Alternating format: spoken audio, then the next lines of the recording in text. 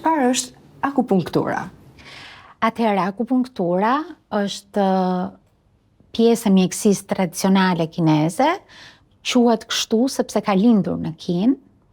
Është një mjekësi natyrale e cila konsiston në vendosjen e gjilpërave shumë të holla, shumë fine, në pika të caktuara të trupit, që quhen pika akupunkture, dhe me futjen e këtyre gjilpërave në këto pika bëhet stimulimi i energjisë e cila quhet qi me shqiptimin e gjuhës kineze, dhe këto gjilpëra bëjnë stimulimin dhe balancimin e energjisë që rrjedh në meridianët e trupit tonë.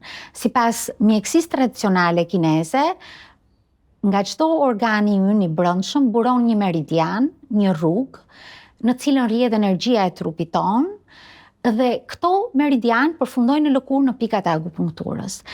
Nëse trupi ka një smundje, ka një bllokim në rrjedhjen e kësaj energjie në këto meridian. Dhe akupunktura me balancimin që bën të energjisë nëpërmjet stimulimit në pikat e akupunkturës bën shërimin e trupit nga patologji të ndryshme, nga smundje të ndryshme. Për të cilat do të flasim natyrisht gjatë bisedës sonë. Patjetër.